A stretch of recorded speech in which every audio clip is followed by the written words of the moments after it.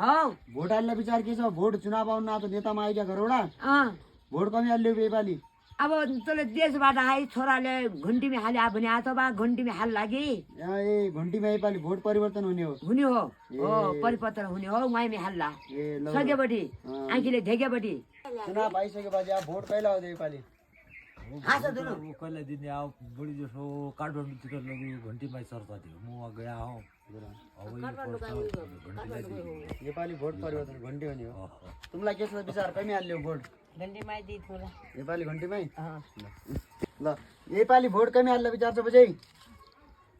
अब भरि त हाल्या जम्मै हाले हुने हो उही हाल्नु पर्यो म के जानु कमी हाल्ने कमी देशै फोन गर्छ कि के भन्नु आएको देशै फोन गरेर? घन्टीमा हाल्या आमा भने हो ए घन्टीमा नेपाली भोट ल त्यहाँलाई भन्न गरौँ भोट हाल्ने विचार केमा छ के भन्नु आयो घर घन्टीमै बाबुले ल घन्टीमा पनि हाल्छ नि हाल्दै नेपाली घन्टीमै नेपाली घन्टीमै अहिले चुनाव आइसक्यो अब चुनाव नजिकै सक्यो अब यो भोट दिने विचार कसलाई छ त? अब के छ विचार?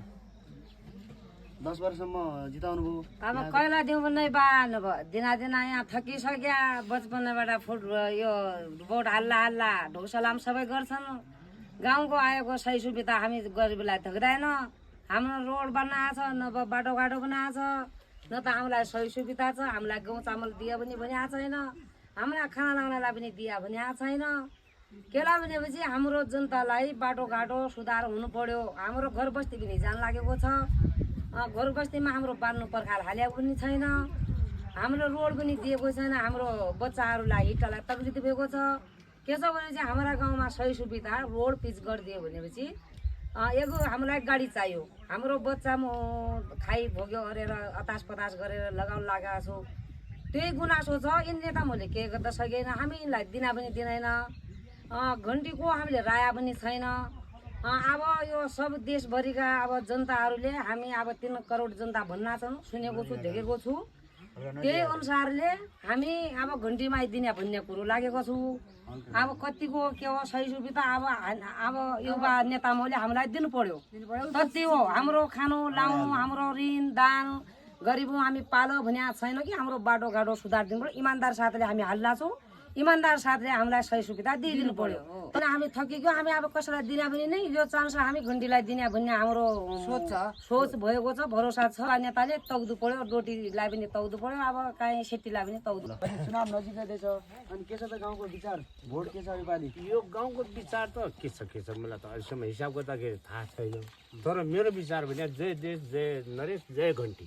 योपालि घन्टी भोट परिवर्तन घन्टी त आयो त्यही त पूर्वबाट आयो पश्चिमबाट आयो पूर्व चारै दिशाबाट घन्टी आयो।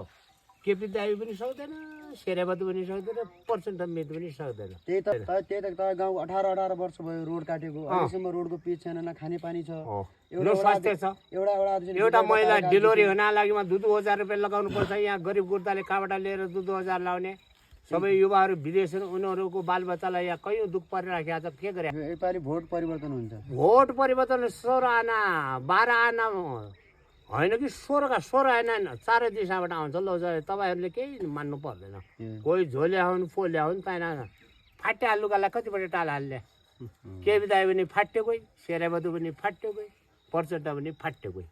अब यो सभापति यो भरत खड्काजी पनि अगाडि पनि जिल्ला सभापति हुनु भ्या हो केही पनि गरेन। डोटीको चाहिने डोटीको विकास केही पनि गरेन। त्रिलोचन भट्टजी पनि अब यही हाम्रो यो डोटीको मान्छे आएन गए त्यहाँ कैलालीमा जाने शेरबहादुरले तानेर उसँग लड्न सकेन। दिपालीलाई राजधानी बनाउन सकेन।